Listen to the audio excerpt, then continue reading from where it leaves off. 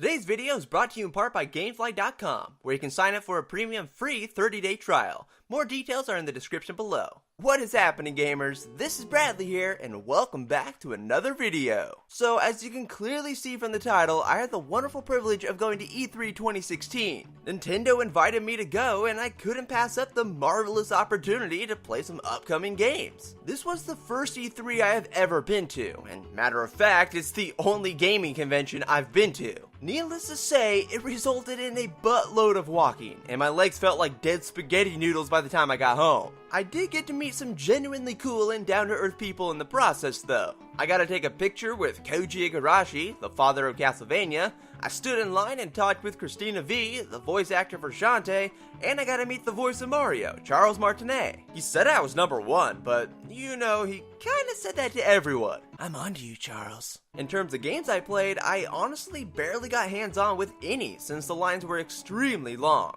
2 AAA games and a couple smaller titles. Thankfully, the game I went there to play, The Legend of Zelda Breath of the Wild, was one of the 2 AAA games I played. And hey, I got a sweet Zelda t-shirt and Zelda coin for playing it, so that pretty much single-handedly made the trip worth it. Since Zelda was the only game Nintendo was showing, they really went all out with their booth. They had giant Bokoblin and Link statues, real shrubbery everywhere, and a plethora of demo kiosks set up. They really nailed the atmosphere of Zelda's fantasy world. Matter of fact, it almost felt like a Disneyland ride, as before you go into the demo area, a tour guide of sorts sits you down in a small room and has you watch a trailer for the game on a giant projector screen. And once it's done, the screen lifts, opening up into the show floor with fog machines for that extra flair. But what you really want to know is, how was The Legend of Zelda Breath of the Wild? Well, it was actually pretty rock solid. Sure, there were some kinks here and there, but the good definitely outweighed the bad. Nintendo gave us access to 2 demos, where they gave us about 15 minutes per demo. Both of the demos were actually pretty similar to each other though. The first demo just drops you off at a campfire without any guidance on where to go. So it was basically a free roam session in the game's first area called the Great Plateau, just to let you explore. I do have to admit I didn't have the greatest time in the first demo because I didn't really know what to do with all the different new mechanics. The second demo was a lot better though, since it has you start the game from the very beginning and helps wean you into this brand new adventure with some actual guidance that isn't handholdy. For one, you get a bearing on the story. Link has been asleep for 100 years and wakes up in a resurrection chamber with what seems to be no memories of his past. Everything in the world appears to be in a state of decay, including the Temple of Time, which has gaping holes in it. Plus, Ganon's growing in power and yada yada yada, you've gotta stop him. So it did give a good sense of the story, and even hints on where it takes place in the Zelda timeline. I'm guessing sometime after the events of the Wind Waker timeline, but I could be completely wrong. One of the great things about the opening of Breath of the Wild is it's probably one of the best, if not the best openings for any 3D Zelda game to date. You get a very brief story introduction that's like 3 minutes long, and blam, it drops you into the world, letting you go wherever you want. Sure, it still gives you guidance, pushing you towards a certain objective, but you don't have to go there right away. You can just explore and find hidden alcoves, treasure chests housing new armor and weapons, and pillage Bokoblin camps. Nintendo's really dropping the walls and giving you free reign to explore Hyrule at your leisure. I couldn't stop thinking how much it felt like the original NES Zelda, which became really apparent when you meet the old man outside the resurrection chamber. The combat system still feels very much like Zelda. You got your standard attack button, lock-on mechanic that also raises your shield, dodges, and a jump attack. One thing that did bug me was that the dodging felt a bit stiff.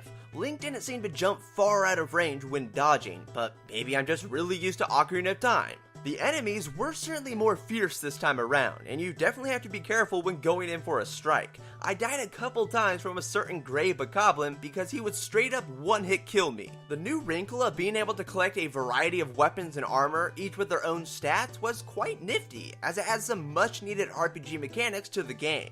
And it's also cool seeing Link in all these different outfits. The added touch of feeling the weight of some of the weapons was pretty well done, as using an axe didn't have the same feeling as using a sword or stick.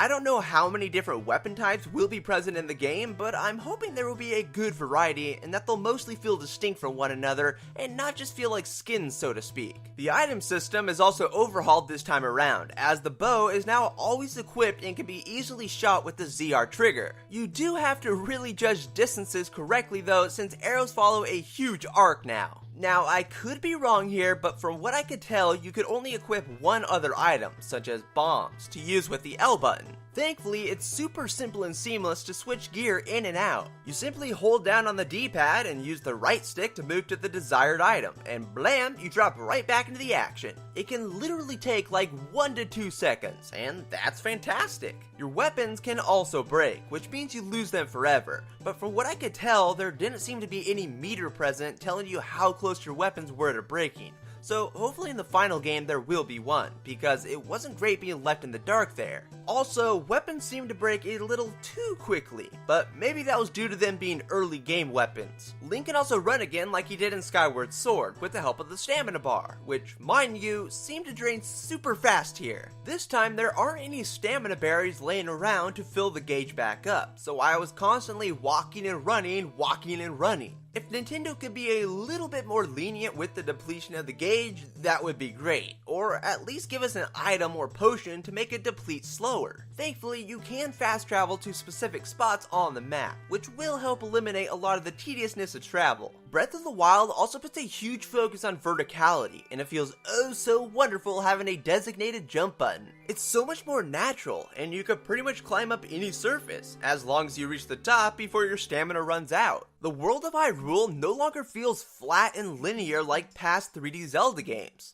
Adding a jump button and wall climbing really adds some much needed dynamics to the environments. Hills and mountains no longer feel like barriers, but are things that can actually be explored. Link does climb painfully slow though, so if they could just speed that up a bit, that'd be mwah. Speaking of stamina, I did notice that now swimming depletes it as well, even if your head is above water, which I thought was interesting since Link used to be able to tread water for however long he wanted. I'm going to assume we'll get some sort of item or clothing further in the game that will allow us to swim forever, or greatly increase the distance. Breath of the Wild is also littered with over 100 shrines that act as mini dungeons or temples, and they're pretty easy to spot because they glow. In the demo, I had to go get an item out of one of the shrines to give to the old man so he could give me the paraglider, which is basically the sailcloth from Skyward Sword. These shrines will be filled with puzzles, and the first shrine you come across, while super easy, was still insanely enjoyable. You upload a magnesis ability into your Sheikah tablet, allowing you to move around metallic objects, and it felt really fluid. I was only able to get halfway through the shrine before the demo ended, but I liked the puzzle designs I saw, even for an introductory dungeon. I do hope the environments for these shrines won't all feel too samey, because I could see that happening, but hopefully we'll get enough to keep our eyes well fed, like maybe a jungle one, a water one, and so forth, not just that typical temple look.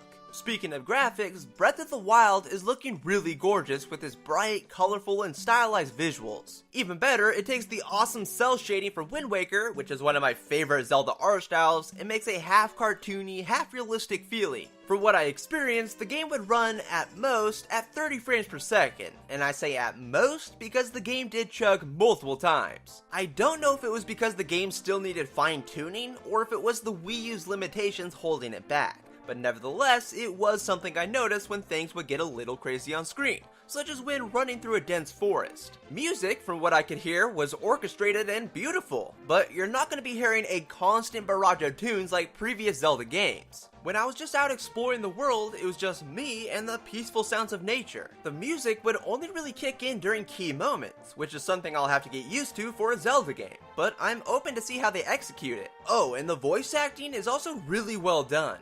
From the demo, I only heard one character talking, and that was some disembodied female voice, but it sounded top notch. I don't know if it was just me, but it seemed eerily similar to the lady who voices the new Lara Croft in the Tomb Raider games. But yeah, that was basically the extent of what I experienced in the demo, and it's turning into a nice change of pace for the series. It felt different enough where it wasn't retreading old ground, but it still had that Zelda vibe at its center, which is important. The sense of exploration was well done, and from the first shrine, I can tell the puzzles are going to be a delight. It's really looking promising, guys, I can tell you that. Now, even though I didn't play many, The Legend of Zelda Breath of the Wild was still hands down the best game I played at E3 2016, and I'm super pumped to get my hands on the full game when it comes out. Now it's just time to play the good old waiting game. But you know one thing you don't have to wait for?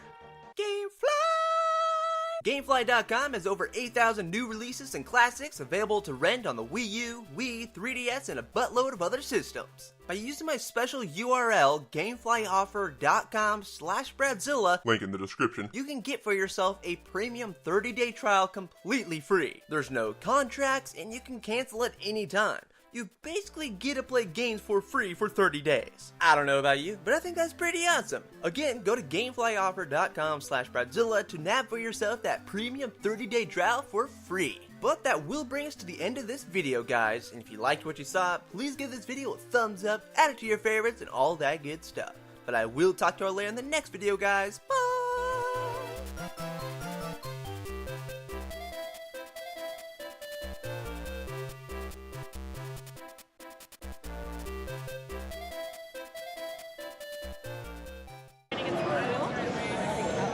How are you looking here?